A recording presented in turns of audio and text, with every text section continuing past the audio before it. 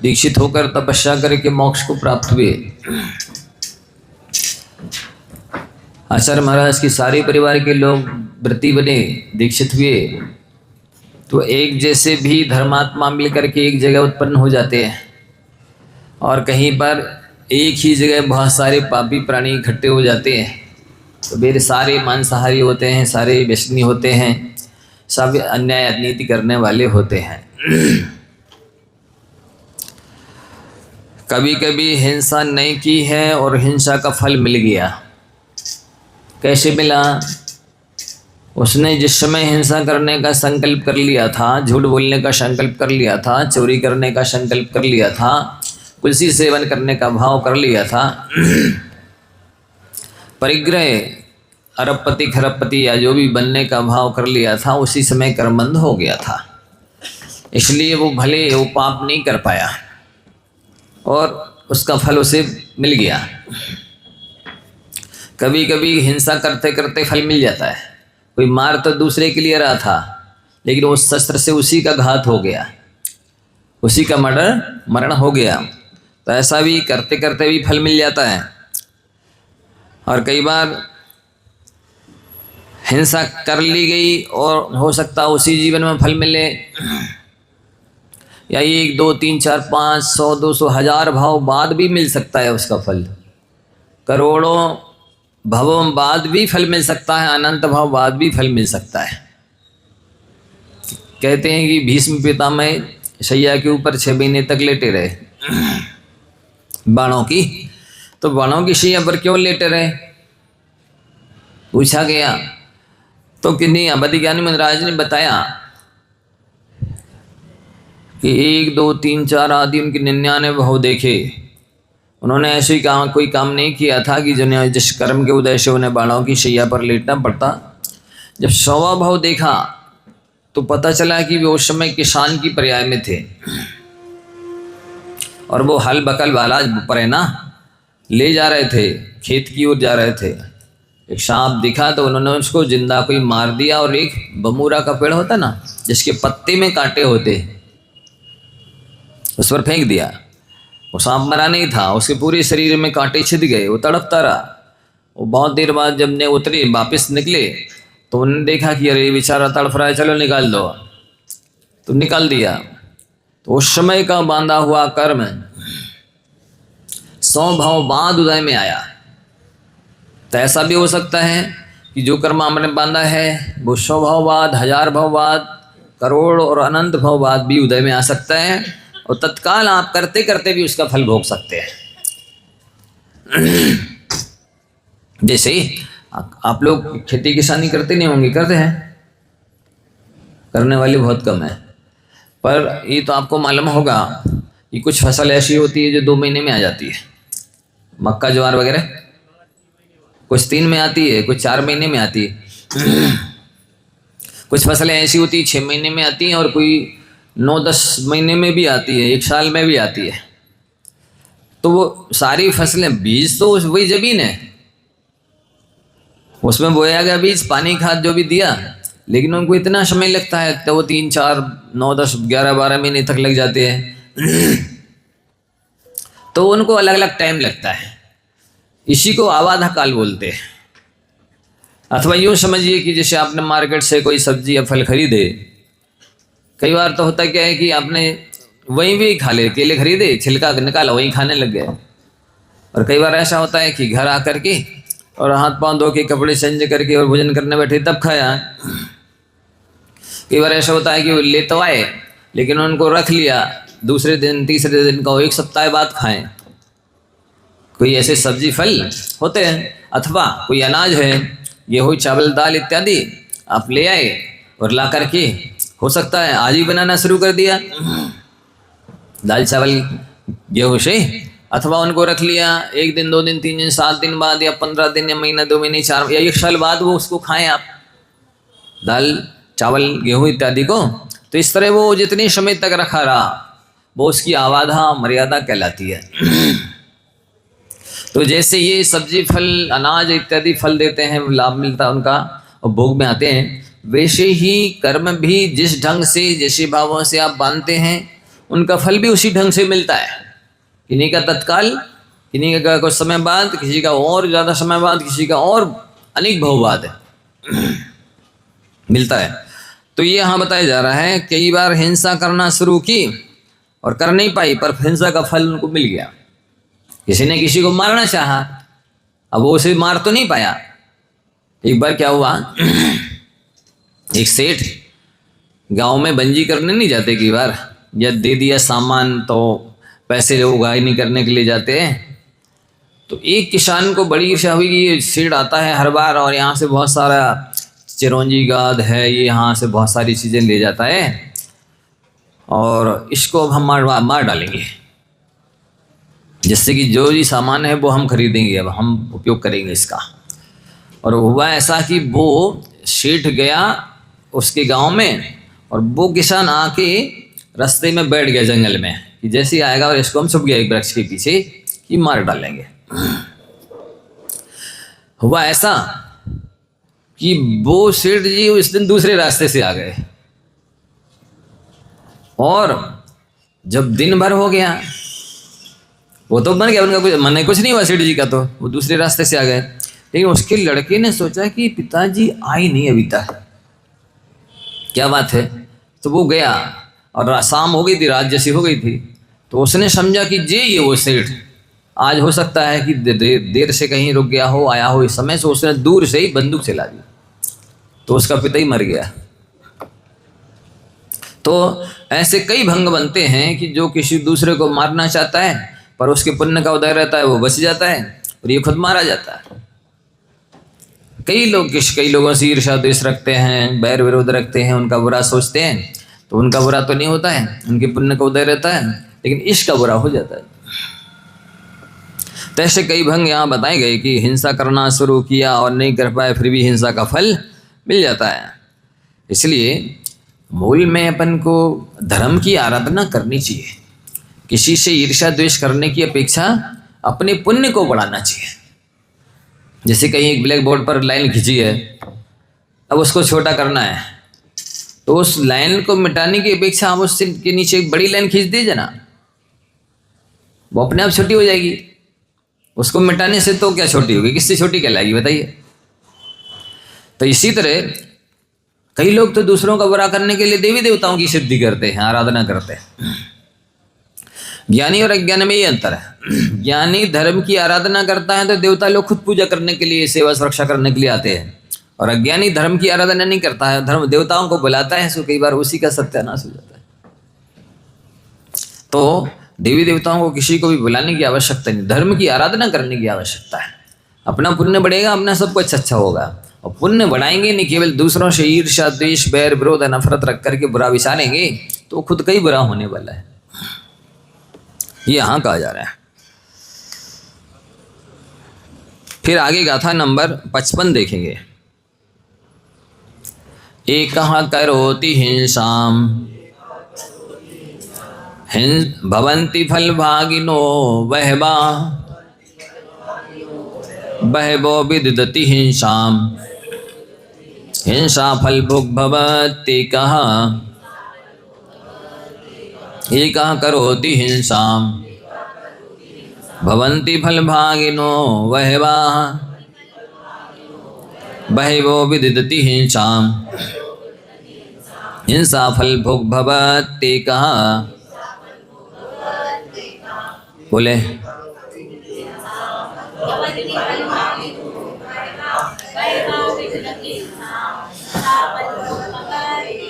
अब देखो, एक कहा हिंसाम करोति फल भागिनो बहवा भवन्ति। हिंसा एक ने की है तो बहुत सारे लोग क्यों हिंसा के फल को भोगेंगे? प्रश्न होगा ना आपको। जब हिंसा एक ने की है तो एक ही को फल भोगना चाहिए। जैसे एक व्यक्ति ने मुर्गों को लड़ा दिया, बकरों को लड़ा दिया, सांडों को लड़ा दिया, हैं, दो पहलवानों को लड़ा दिया। लड़ाया तो एक ने, लेकिन अनेक लोग देख करके तालियां बजा रहे, अनुमोदना कर रहे। तो अनेकों ने अनुमोदना की है, इसलिए अनेकों को उसका फल भोगना पड़ेगा। इसलिए ऐसे कामों की अनुमोदना नहीं करनी चाहिए। करता एक है और फल अनेक भोगते हैं। और कई जगह कैसा होता है कि हिंसा तो अनेक ने की है लेकिन फल एक भोगेगा। इन भंगों को अच्छी तरह समझ लें। एक कर रहा है अनेक फल कैसे वजह? जैसे मान लो एक व्यक्ति ने लड़के या लड़की ने शादी कराई, अब अनेक लोग उसकी शादी में सम्मिलित हो रहे हैं, बारात में जा रहे आ रहे हैं, सहयोग कर रहे हैं, तो जितने लोग अनुमोदना करेंगे उन सबको पाप का फल मिल रहा है। अब बताइए, जो शादी की गई है उसको कोई धार्मिक संस्कार तो दी नहीं गए कि वो देव पूजा गुरु पास्ती स्वाध्याय संयम तप दान करेगा, वो तो धन कमाएगा, भोग भोगेगा। तो जितने लोग बारात में सम्मिलित हुए हैं, शादी की कृत कार्य अनुमोदना की है, वो सब पाप का फल भोगेगा।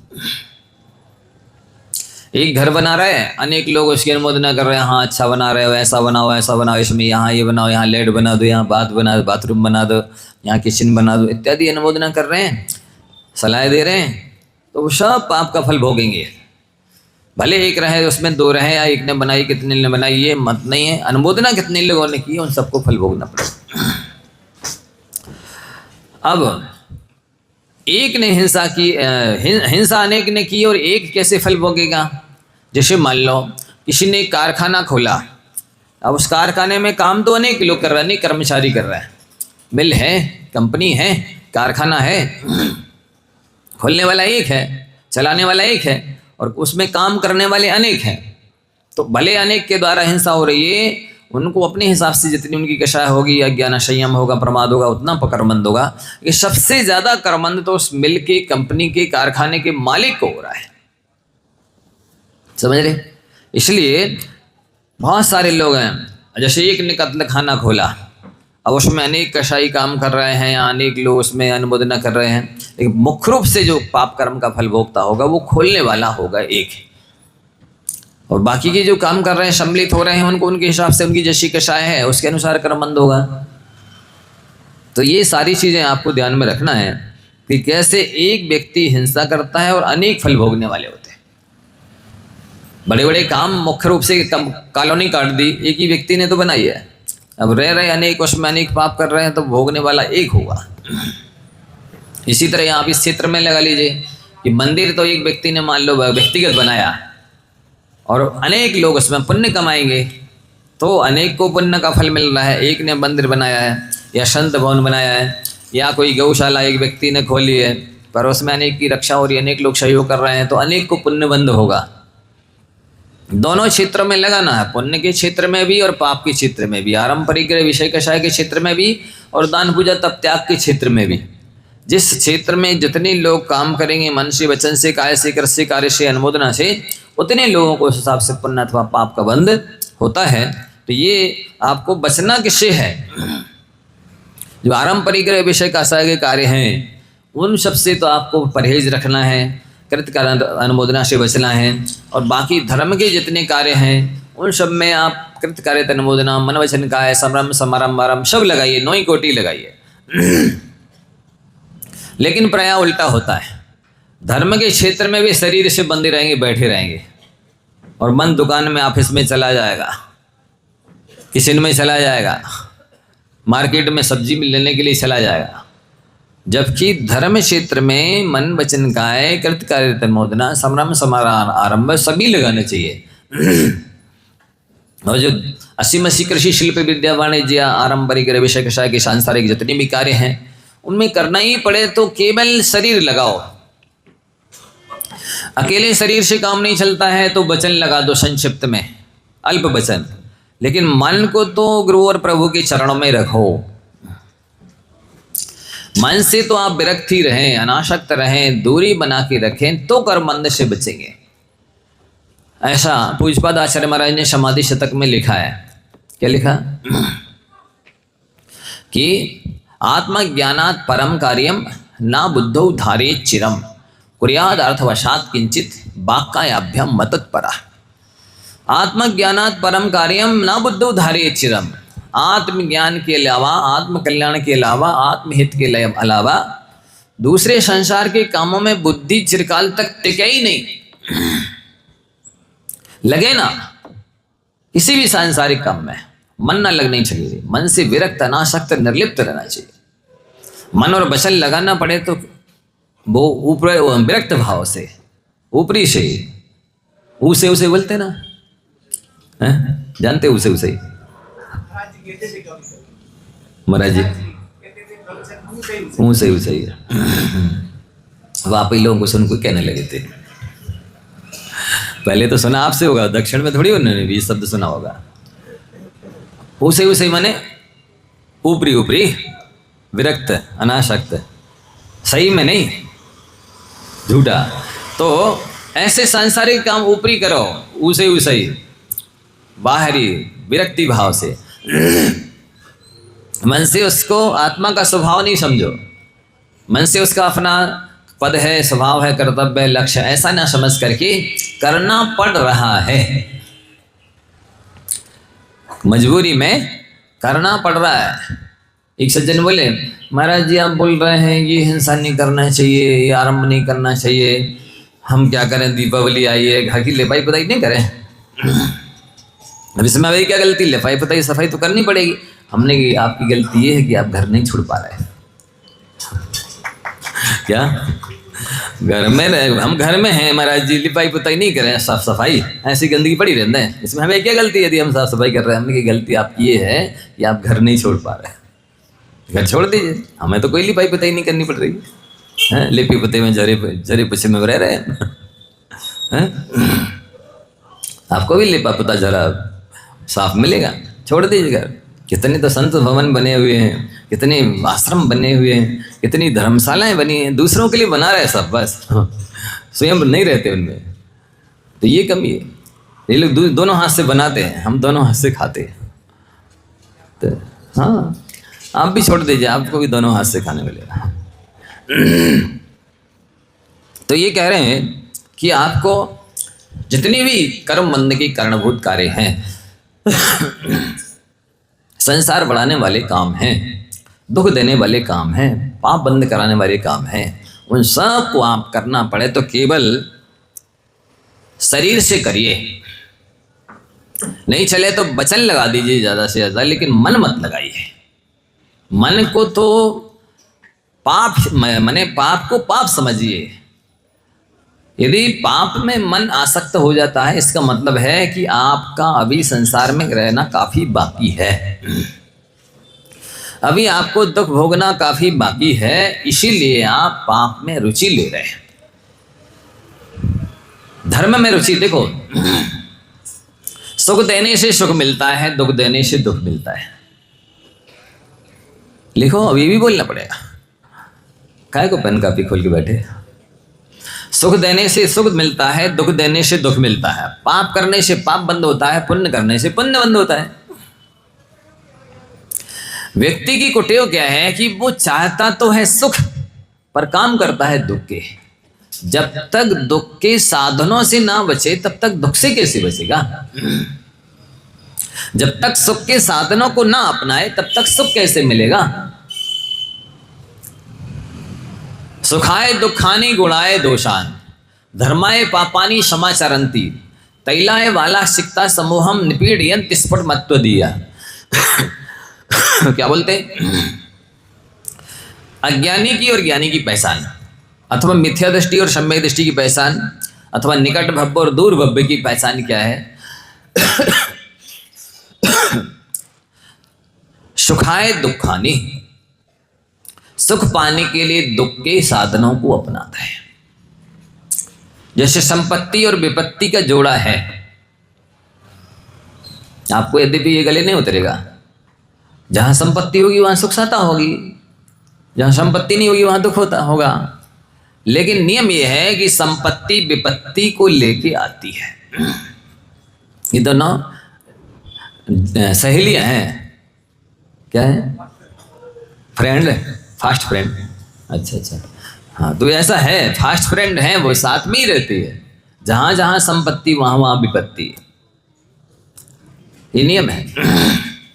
संपदा विपदा लाती है। तो यहाँ कहा जा रहा है सुखाय दुखानी, जो अज्ञानी हैं, मिथ्या दृष्टि हैं, वे सुख को पाने के लिए दुख के साधनों को जुटाते हैं।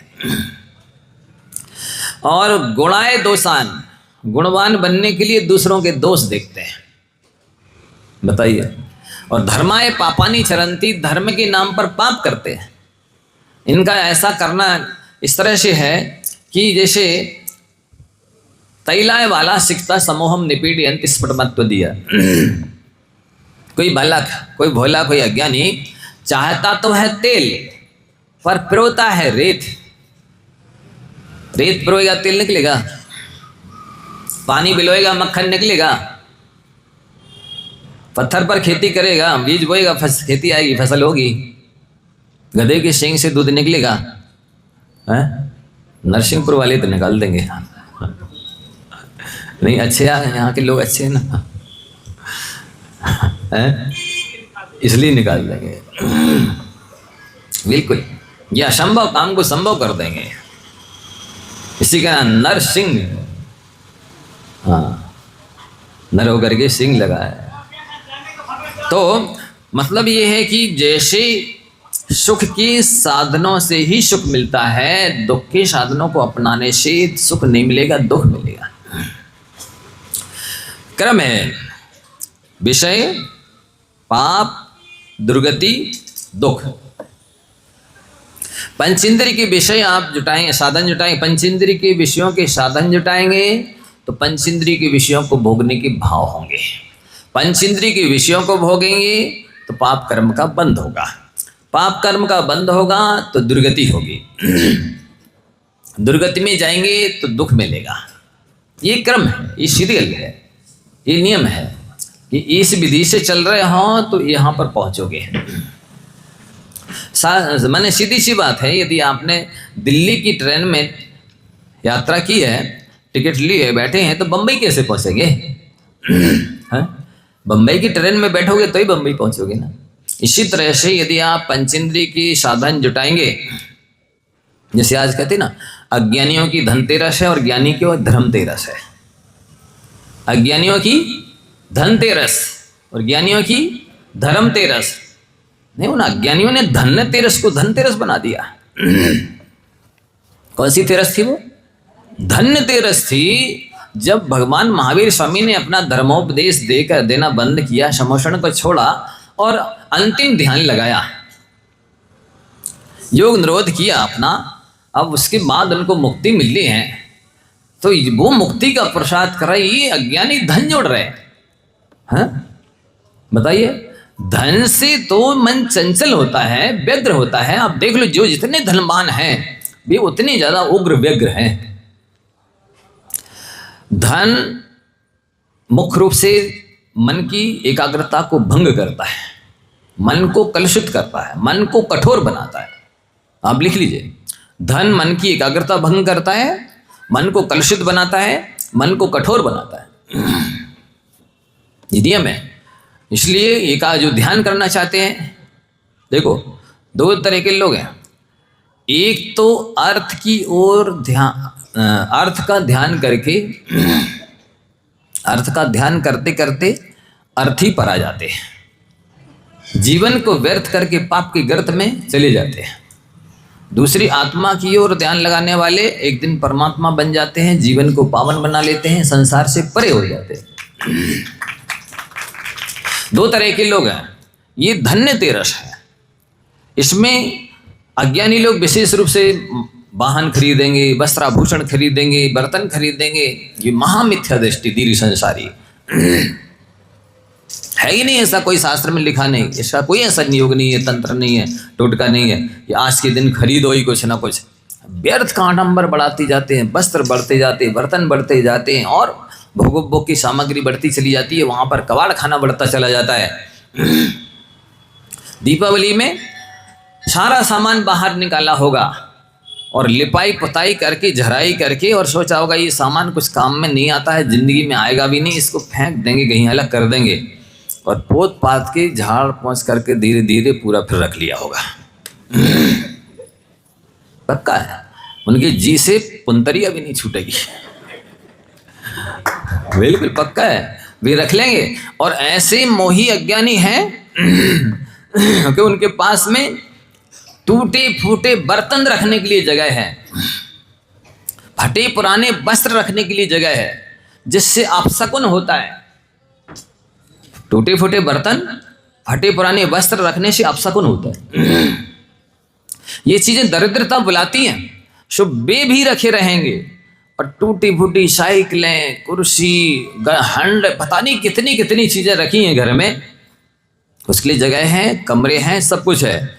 लेकिन जिनवाणी के लिए लो मंदिर बना, क्यों अभिनय हो जाएगी। अरे अपने आप अभिनय होती है, बताइए कि करने से अभिनय होती है। ले जाने वाला ले जा रहा अज्ञानी, और वो मंदिर का जो मैनेजर मतलब मुखिया है, मंत्री, अध्यक्ष है, घर का कचरा यहाँ ले आए मंदिर में। बताइए जिनवाणी उसके लिए कचरा है। पूजा की पुस्तक ही जिनवाणी नहीं कहलाती है, सारे शास्त्र जिनवाणी, भगवान की वाणी जिनवाणी कहलाती है। ऐसे ऐसे मिथ्या दृष्टि, ऐसे ऐसे दूर भव्य, ऐसे महाअज्ञानी है, वो जिनवाणी के लिए रहे तुम घर का कचरा यहाँ ले आए। बताइए ये जिनवाणी कचरा है? जिसके हृदय में जिनवाणी के लिए स्थान नहीं है वो तो महा मिथ्या दृष्टि अज्ञानी है, दीर्घ संसारी, अभव्य भी हो सकता है। घर में लाइब्रेरी बनानी चाहिए, पहली बात तो सब शास्त्र रखना चाहिए, कब किसको पढ़ने का भाव हो जाए, कौन सी लाइन पढ़कर किसकी दिशा और दशा बदल जाए, रखनी चाहिए। और एक तो ले नहीं जाने चाहिए, दूसरा ये कचरा कह रहे हो, घर का कचरा इधर ले आए मंदिर में, तो दोनों ही गलत है। एक तो वो ले जाने वाला मंदिर वो भी गलत है, दूसरा बोलने वाला ऐसे शब्द वो भी गलत है। तो सबको अपने घरों में जिनवाणी रखनी चाहिए। तुम अभी अज्ञानी लोग क्या करेंगे मालूम, कैसी दीपावली मनाई जाएगी उनकी। लक्ष्मी जी सदा सहाय करें, श्री सब लाभ ऐसे लिखेंगे वे, हैं गैया बछिया को भी लिख देंगे, दीपक लगा देंगे, दिया गेरू इत्यादि के भी, गैया पूजेंगे, बछिया पूजेंगे, भी तखरिया पूजेंगे, भी पाई पोली पूजेंगे, मीटर हैं तराजू सब पूजेंगे, और सोने चांदी के सिक्के निकाल लेंगे, रुपया पैसा निकाल लेंगे, उन सबकी भी आरती पूजा करेंगे। महाअज्ञानी मिथ्या दृष्टि। जब भगवान को केवल निर्वाण हुआ उस दिन सवेरे, और शाम को गौतम स्वामी को केवल ज्ञान हुआ, सुबह नाम अज्ञानी पशु जिन मैंने निर्वाण कल्याणक की पूजा करेंगे और न केवल ज्ञान कल्याणक की पूजा करेंगे। भी लक्ष्मी जी रख लेंगे 4 हाथ वाली, तखरिया मांड रख लेंगे, सिक्के रुपये रख लेंगे और पूजा करेंगे। है पापी, पाप की पूजा कर रहे हैं ना, परिग्रह पाप है, परिग्रह रूपी पाप की पूजा करने वाला पापी है। आप लोगों की बात नहीं कर रहे, आप बहुत अच्छे हैं। मैं तो उन अज्ञानियों की बात कर रहा हूं जो किसकी पूजा करनी चाहिए, पंच परमेष्टि की पूजा करनी चाहिए, कल्याणक होगी केवल ज्ञान कल्याणक और मोक्ष कल्याणक की पूजा करनी चाहिए। तो लक्ष्मी जी सदा सहाय करें ऐसी प्रार्थना कर रहे हैं। मूर्ख, ऐसा मूर्ख कहेंगे सहायता मांगने से सहायता मिलेगी कि पंच परमेष्टि की पूजा करने से सहायता मिलेगी। अभी नहीं बोला कि जो धर्म की आराधना करता है देवता लोग उसकी पूजा करने स्वयं चले आते हैं। तू देवताओं की आराधना कर रहा है, उनको बुला रहा है, नहीं आएंगे तेरे पास। जिसके पल्ले में पुण्य नहीं होता है उनकी सहायता करनी चाहिए। तीर्थंकर भी हो तब भी नहीं आते देव लोग। आदिनाथ भगवान तीर्थंकर प्रकृति की सत्ता लिए 3 कल्याणक जिनके देवों ने मनाए हैं, पाप का उदय आ जाने पर उनकी सहायता करने नहीं आ रहा कोई। सब सो गए, सौधर्मेंद्र कुबेर इत्यादि जितने भी थे 24 घंटे ड्यूटी में खड़े थे, भी अब कहाँ चले गए? उनके लिए नहीं आ रहे हैं तो आपके लिए आ जाएंगे बुलाने से देवी देवता सहायता करने के लिए। अरे पुण्य बढ़ाओ, धर्म होगा आपके खाते में, हिस्से में, आप सच्चे धर्मात्मा होंगे। आप तो चांडाल से अच्छे हैं ना। चांडाल के लिए देवों ने गंधुखट्टी की रचना की है। चांडाल के अतिशय करने के लिए देवता लोग आए हैं, तो आपके लिए नहीं आएंगे, आएंगे लेकिन पुण्य होना चाहिए। इसलिए किसकी पूजा करना आप समझिए। वीतरागाय नमः, केवल ज्ञान की पूजा करिए, जिनवाणी की पूजा करिए, निर्माण कांड पढ़िए, निर्माण कल्याणक की पूजा कीजिए, विशेष रूप से विधान कीजिए, जाप कीजिए, ध्यान कीजिए। इसके लिए अवसर है ये। हाँ सुबेद इस धनतेरस को धनतेरस बना दिया ज्ञानियों ने।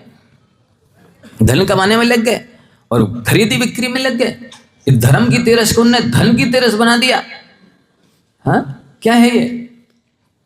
भी सब वीर संसारी हैं जो इस आज के दिन खरीदी करेंगे कि नहीं धनतेरस को खरीदना चाहिए, बर्तन वस्त्र और गाड़ी और ये और वो, सब मिथ्या दृष्टि है। क्योंकि ये रूढ़ी है, ये लोग मुड़ता है। और दीपावली में जो फटाका फोड़ेंगे वे फटाका में आग लगा रहे हैं, मतलब अपने रुपयों में आग लगा रहे हैं और अपने पुण्य में आग लगा रहे हैं और अपने भविष्य को काला कर रहे हैं। पुण्य के दिन पाप कर रहे हो, भगवान ने मोक्ष प्राप्त किया, तुम संसार वृद्धि कर रहे हो, संसार बढ़ा रहे हो, पाप करके तो संसार बढ़ेगा। पटाखा फोड़ोगे, जुआ खेलोगे, जुआ खेलकर किसी के भाग्य संवरा है आज तक? जुआ किसी का सगा ना हुआ, लिख लो, जुआ किसी का सगा ना हुआ। जुआ खेल करके मेरा अगला वर्ष कैसा निकलेगा? हम ही कह दे रहे आपका अगला वर्ष खराब निकलेगा। जुआ खेलने वालों का वर्ष क्या, भविष्य ही खराब है। दोनों हाथों से दे दिया हमने, क्या खोले जुआ, बिल्कुल आपका तो भविष्य और मुंह सब काला है। इसलिए ना कोई खरीदी करना आज धर्म मानकर, धनतेरस मान करके, और ना पटाखा फुलझड़ी जलाना, और ना जुआ खेलना। धर्म के नाम पर पाप नहीं करना, धर्म के नाम पर आराम परिग्रह विषय कषाय की पुष्टि नहीं करना। धर्म तो धर्म करने से आता है, पाप करने से पाप आता है, विषय कषाय से विषय कषाय दुर्गति मिलेगी।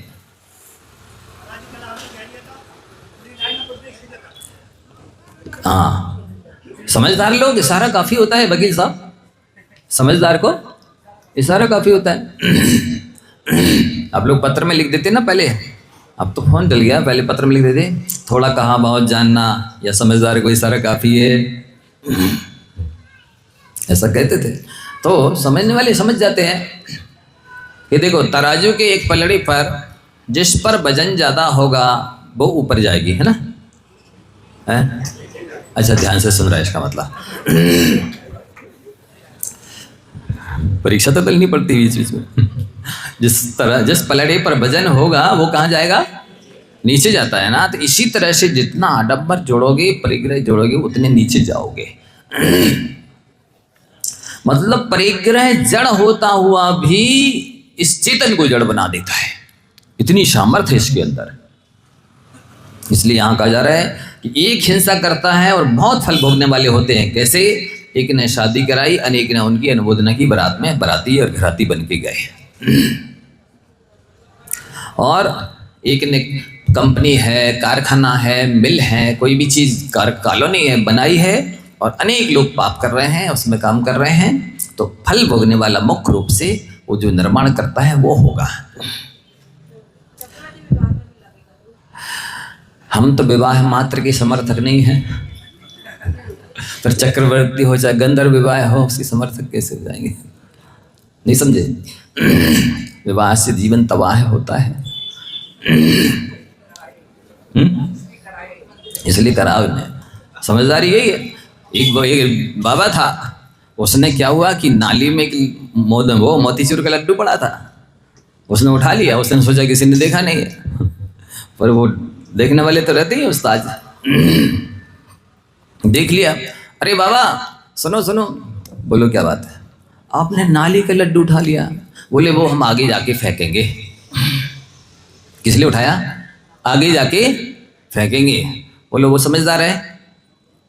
बोलो, जो फेंकने के लिए लड्डू उठा रहा है वो समझदार है? तो इसी तरह से जो दान देने के लिए, त्याग करने के लिए धन जोड़ रहे हैं भी समझदार है ना? नहीं है? ठीक है, तो उन मूर्खों की निंदा होनी चाहिए। तो यहां कहा जा रहा है कि एक व्यक्ति ने कोई व्यापार शुरू किया है, अनेक काम कर रहे हैं, तो मुख्य रूप से एक व्यक्ति को पाप लगेगा। उस कारखाने को, उस फैक्ट्री को, उस कॉलोनी को, उस जो बड़ी कंपनी है उसको खोलने वाले को मुख्य रूप से पाप का बंध होगा। और उसमें करने वाले, जो काम करने वाले हैं, उसका जो लाभ लेने वाले हैं, उनको अपनी कषाय के अनुरूप कर बंद होगा।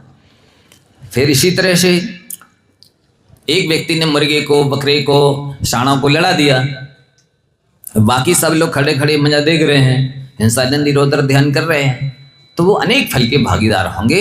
यहाँ ऐसा कहा जा रहा है, बहवो विदति हिंसा, हिंसा फल भवत्येगा। बहुत सारे जीव हिंसा करते हैं और हिंसा के फल को भोगने वाला एक होता है। कैसे? जैसे मान लो किसी राजा ने आदेश दे दिया सेना को, जाओ चढ़ाई कर दो। अब लड़ने वाले सैनिक तो बहुत हैं, लाखों करोड़ों हैं, लेकिन मुख्य रूप से फल का भोगने वाला एक राजा होगा जिसने ऑर्डर दिया है। हिंसा के फल को भोगने वाला एक होगा। बाकी हो सकता है जो सैनिक लड़ रहे हैं, उनके मन में और एक ऐसी आजीविका है मेरी, ऐसा दिन कब आएगा, जब मैं इस तरह की हिंसा से बच जाऊंगा। कोई और दूसरा साधन होता तो अच्छा था, ये अच्छा काम नहीं है। इस तरह की विरक्ति है, अनासक्त है, उसके अंदर में गिलानी है, पश्चाताप है, तो हो सकता है उसको कर्मबंध ना के बराबर हो। लेकिन जिसने आदेश दिया है, ऑर्डर दिया है, उसको तो पूरा फल मिलने वाला है। ऐसा यहाँ कहा कि एक ने हिंसा करी, फल भोगने वाले अनेक हुए। आप सब भंग समझ गए नहीं वाला। इसी तरह से बहुत ने हिंसा करी लेकिन फल भोगने वाला एक है। कितने सारे भंग यहाँ बताए जा रहे हैं। आपको अपने परिणामों को संभालना है। यदि आप अपने परिणामों को नहीं समझ सकते हैं तो आप कर्मबंध से नहीं बच सकते हैं, आप अपना कल्याण नहीं कर सकते हैं। और आप भावों को ही नहीं पहचानते हैं तो आप ज्ञानी भी नहीं है, सम्यक दृष्टि भी नहीं है, विवेकी भी नहीं है, और त्यागी वैरागी तो है ही नहीं। त्यागी के स्थान पर आगे हो सकते हैं आप। क्या हो सकते हैं? आगे हो सकते हैं, त्यागी नहीं हो सकते हैं। तो ये अगला भंग और बता रहे हैं। कश्यापि दिशति हिंसा, हिंसा फल मेकमेव फल काले, अन्यस्य शैव हिंसा, दिशत्य हिंसा फलम विपुलम। कश्यापि दिशति हिंसा, हिंसा फल मेकमेव फल काले, अन्यस्य शैव हिंसा, दिशत्य हिंसा फलम विपुलम। हाँ,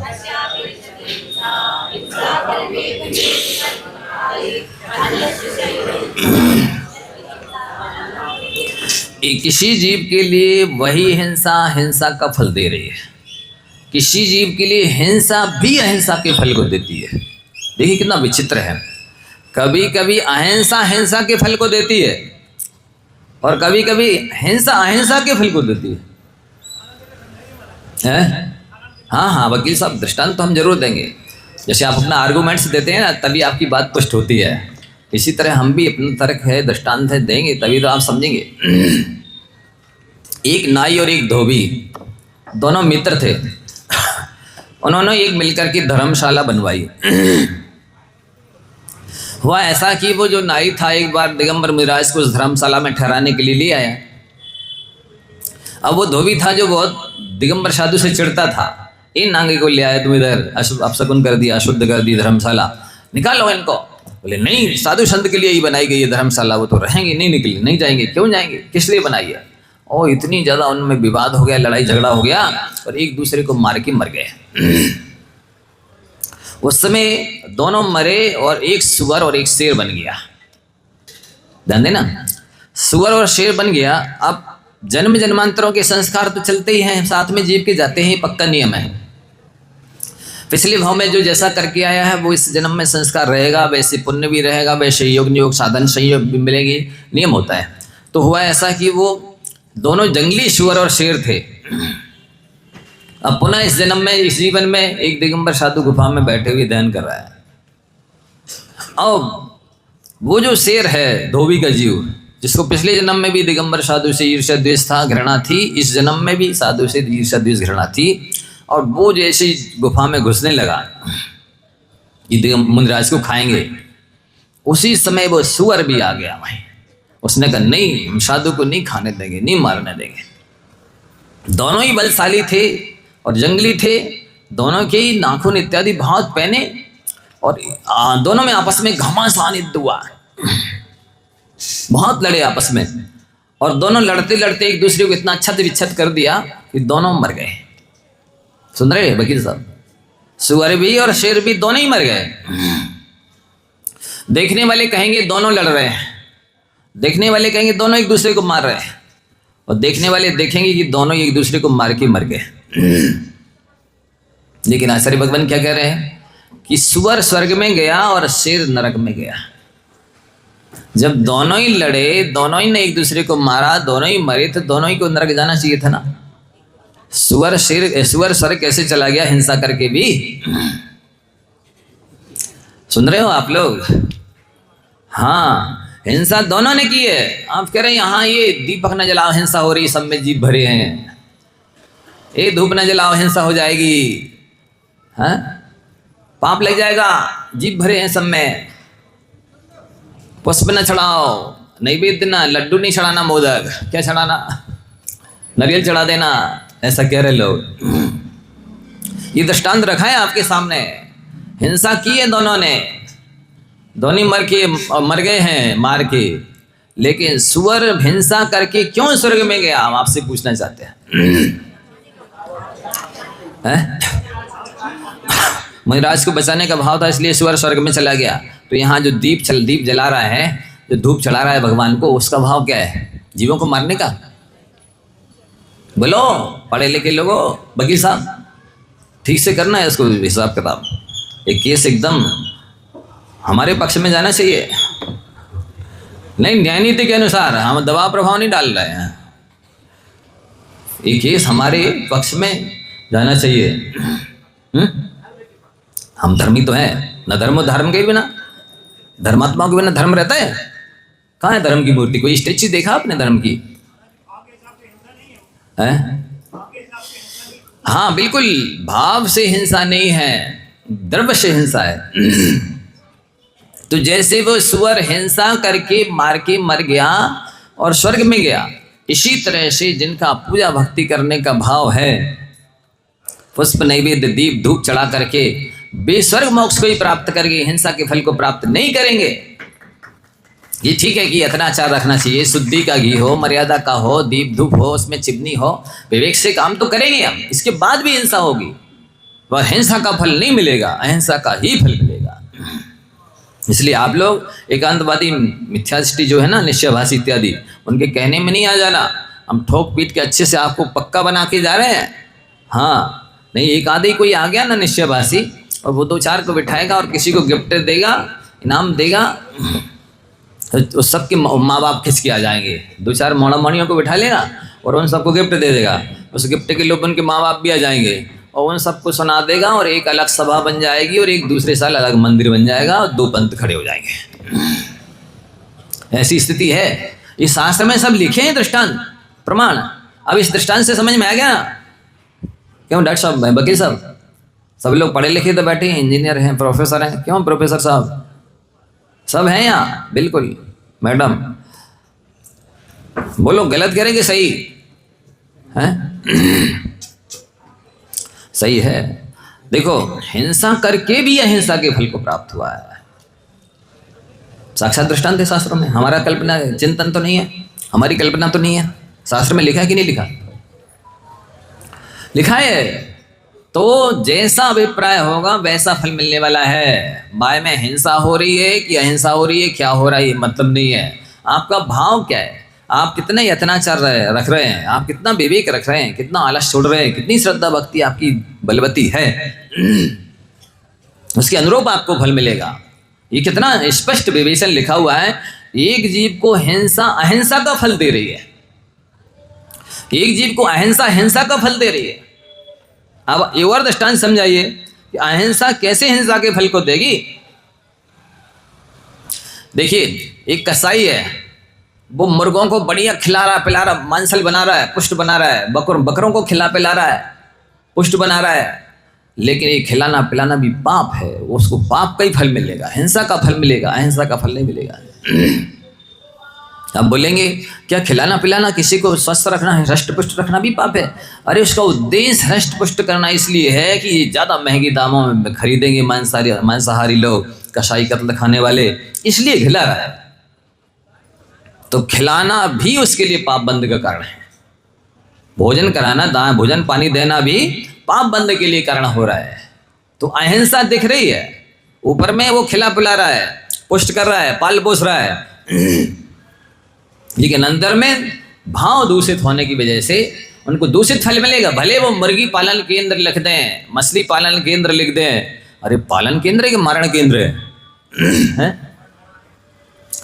मुर्गी पालन केंद्र लिख दिया है, मारी जाती वहाँ मुर्गियाँ। मछली पालन केंद्र लिख दिया है, मारी जाती वहाँ मछलियाँ। किसका फल मिलेगा, पालन का कि मारण का? नाम तो लिखा पालन। अरे नाम लिखने से नहीं होगा, जिस उद्देश्य से वहाँ रखा जा रहा है, पाला जा रहा है, वो फल मिलने वाला है। विद्यासागर वस्त्र भंडार लिख दिया तो क्या विद्यासागर सवस्त्र हो जाएंगे? बताइए, नहीं लिख देते दुकान का नाम विद्यासागर या दिगंबर वस्त्र भंडार है। लो, दिगंबर है और उनके वस्त्रों का भंडार है। ऐसा है। तो लिख दो आप, लिख देने से थोड़ी कोई दिगंबर सवस्त्र हो जाएंगे, ग्रस्त हो जाएंगे। उनको तो उसका फल मिलेगा जैसी उसकी परिस्थिति मनस्थिति है, अभिप्राय जो है उसका फल मिलने वाला है। तो एक जगह अहिंसा दिख रही है कि पाल रहा है मुर्गों को, मछलियों को, बकरों को, लेकिन उसको हिंसा का फल मिलेगा। एक जगह हिंसा दिख रही है, इसमें दीप में, धूप में, फल में, नैवेद्य में हिंसा हो रही है, लेकिन उसको अहिंसा का फल मिलेगा। जैसे कि सुअर ने हिंसा की शेर की, लेकिन भाव मुनिराज को बचाने का था, उस शेर को मारने का नहीं था। वो तो बचाने के चक्कर में मर गया है। मुनिराज को बचाने के चक्कर में शेर मर गया है, शेर को मारने के लिए नहीं लड़ रहा था, तो वो तो मुनिराज को बचाने के लिए लड़ रहा था। तो बचाने का फल मिलेगा, मारने का नहीं मिलेगा। अब इसी तरह से देव पूजा, गुरु पास, स्वाध्याय, संयम, तप, दान सभी जगह लगाइए। मान लो मुनिराज ने उपवास कर लिया, अब पेट में रहने वाले कीड़ों को भोजन नहीं मिलेगा तो उनको तकलीफ होगी। शरीर में रहने वाले कीड़ों को भोजन नहीं मिलेगा तो उन्हें तकलीफ होगी। तो मुनिराज को पाप बंद होगा कि पुण्य बंद होगा? बताइए। उपवास करने से पुण्य बंद होगा, पाप की निर्जरा होगी, क्योंकि उनका अभिप्राय उन जीवों को कष्ट देने का नहीं है, कर्मों की निर्जरा करने का है। इसी तरह मान लो किसी ने ब्रह्मचर्य ले लिया, अब किसी को तकलीफ हो रही, तो ब्रह्मचर्य लेने वाले को पाप बंद होगा कि पुण्य बंद होगा? पुण्य बंद होगा। और उसको तकलीफ हो रही तो भोजन उनकी साधना की कमी। ऐसा आप इसको समझें तो सारे में पूरे जितना भी मोक्ष मार्ग है, जितनी भी कर्मंद की प्रक्रिया है, वो भावों पर टिकी है। पर एकांत किसी विषय में नहीं लगाना, छल ग्रहण नहीं करना। यदि आप विषय कषाय की पुष्टि कर रहे हैं धर्मोपदेश सुन करके, तो आपने धर्म को सही से नहीं समझा है। धर्मोपदेश तो विषय कषाय को छोड़ने के लिए दिया जाता है, आरंभ परिग्रह को छोड़ने के लिए दिया जाता है, ज्ञान वैराग्य की वृद्धि के लिए दिया जाता है। यदि आप उपदेश सुनकर के भी विषय कषाय की पुष्टि कर रहे हैं, आरंभ परिग्रह की पुष्टि कर रहे हैं, असंयम की पुष्टि कर रहे हैं, तो आपने धर्मोपदेश को ठीक से नहीं समझा। आप ही बताइए, किसी को नीचे गिराने के लिए, पीछे करने के लिए धर्मोपदेश की क्या आवश्यकता है? वो तो बिना ही धर्मोपदेश के नीचे है और पीछे है। बिना ही धर्म, हम आपको ही कहने लग जाएं, ए स्वाध्याय करने की आवश्यकता नहीं है, अरे वो तो वैसे ही नहीं कर रहा, इस बात को कहने की आवश्यकता है। उपदेश तो इसलिए दिया जा रहा है कि ये अज्ञानी दुखी हो रहे हैं, स्वाध्याय करो, इसी से सुखी होगे। तो ये उपदेश देने की जरूरत है। अज्ञान में रहने के लिए उपदेश देने की जरूरत है ही नहीं, क्योंकि तो पहले ही से अज्ञानी है और उसमें वैसे ही वो समझ ही नहीं रहे हैं कि क्या सही है क्या गलत है। ऐसा है।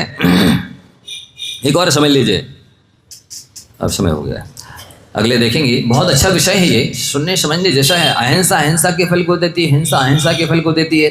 किसी को अल्प फल देती है, किसी को ज़्यादा देती है, किसी को विपरीत देती है। ये सारे भंग क्यों घट रहे हैं? क्योंकि इन सब में अभिप्राय जुड़ा है। जिस तरह की जिसकी तीव्र कषाय है, जिस तरह की जिसकी भोगाभिलाषा है, अविवेक है, आलस है, अज्ञान है, उसका उसको फल मिलने वाला है। बाकी क्रिया इतनी महत्वपूर्ण नहीं है जितना महत्वपूर्ण जीव का भाव है। इसलिए आप लोग अपने सब भावों को संभालें, तभी आपका भाग्य संभलेगा और भविष्य उज्ज्वल बनेगा। और पूछना हो तो पूछ लीजिए अभी किसी को। हाँ।